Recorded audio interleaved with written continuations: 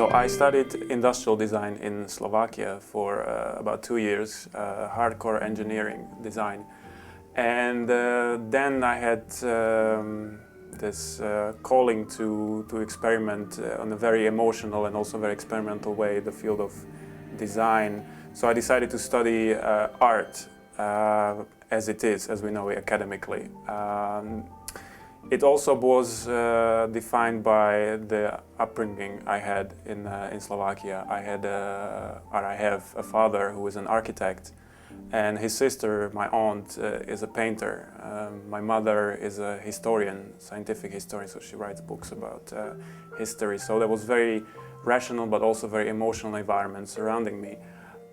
So I had no problem trying out art. I went to study at the University of Washington in Seattle, in the United States.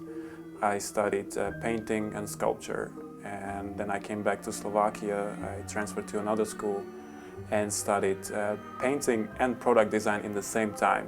I managed to work for Martin Baas after school immediately, Joris Laarman, Demarcus Van, Vincent de Rijk, and that gave me a really good experience in how a young studio is run and how also experimental workshops are run.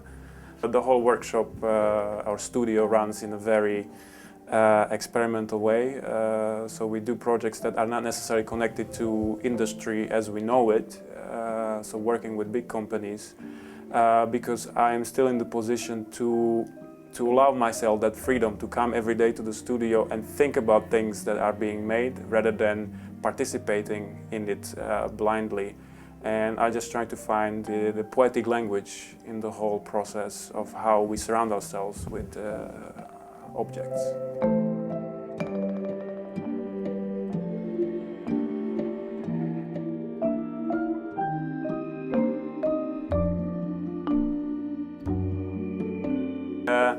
I very much like the technical side of things that surround us. I love Japanese design, but like hardcore engineering design, you know, fishing rods, cameras, lamps, and robotics, but not because of what they do, but because of the intelligence and of the complexity they contain. And that very much goes with how nature works itself, because when you look at the nature, you stand in awe of how complex it is, yet very simple and very direct, very functional.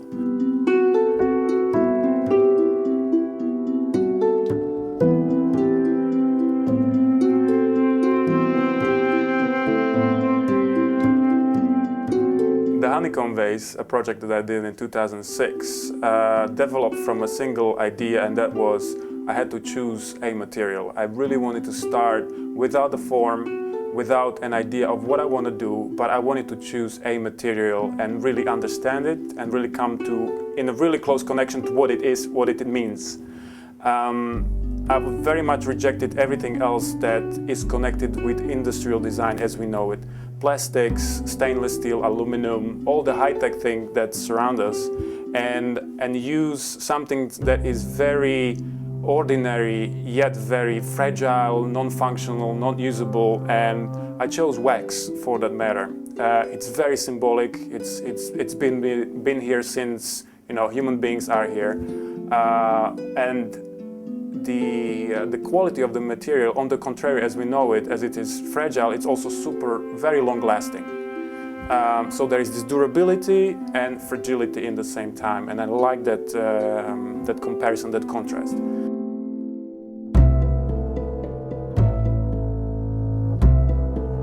The breaking point in this project was that I asked myself the question, what if I make an object of wax where the material is already being made? So it's almost as if looking into a factory that is self-sustainable. It produces an object made of a material, but it also makes that material in the factory itself.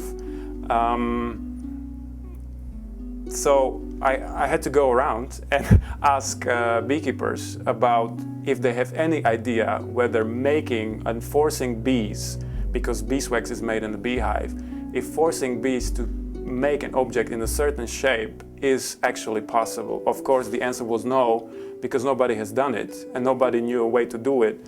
So the whole process was, I had to understand everything about beekeeping in order to ask difficult questions to the beekeepers and try to avoid that point when they say, no, it's not possible because of this, and you interrupt, yes, it might be possible because of this. So I done my homework, and through error and trial attempts, we succeeded in forcing the bees and manipulating the bees to make a vase in the shape, or to make an object in the shape of the vase.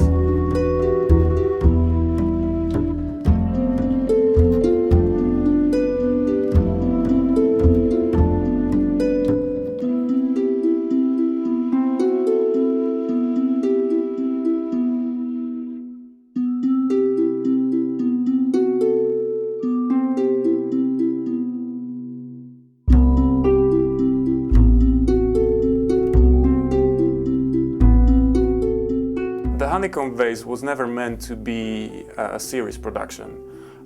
It was really a celebratory process. I really wanted to celebrate the idea of using a contradictory material, but also using this poetry of being able to manipulate these very little sensitive creatures. So it's not just a sculpture. It is a sculpture. It is a beautiful poetic object that you put on a pedestal and is as valid in the contemporary art as it is valid in the contemporary design. In 2007, we did a project called the paper table, and it was a unique object that was made completely out of paper except the frame. It was an archetype of a long writing table or a table desk, and the whole surface of the tabletop was made out of 22,000 strips of a newspaper paper they were packed together very tight and flush with the surface and sanded very smooth. So when you look from the distance, it just looked as if it was a white surface in a wooden frame. And when you pressed really hard, you could actually open them as if you were opening a book. But the sensation was that of a velvet, of a satin, really almost erotic approach to an object, which the word erotic I like very much in design, because that's what objects are, sort of a substitute for some kind of a bodily feeling. And in 2007 we did another project called the paper vase, where we glued hundreds of pages, actually hundreds of prints of paper on top of each other, one by one by hand, using wood glue and a press, hydraulic press. It always took 3 people to work together, so it was a very collaborative process, very monk, medieval type of atmosphere, because it's quiet, you have to work repetitively on the same thing. And the outcome was a huge block of paper, very big block of paper, which we had to quickly deliver to a wood turner before it starts cracking and drying. And he turned it into a very beautiful archetype of an amphora, a very slim, very nicely refined, and I thought it was just a beautiful metaphor for, again, this contrast between something that should contain liquid, but in the same time it would die if you put the liquid in. And again, this was not a production, this was just a small series, was done in the studio, and again, we're working on new things from paper, much bigger, much on a different level. But I think this type of experiments set you up in a different mood when you actually want to contribute to a mass production in a very meaningful way, instead of just participating blindly as many of us do.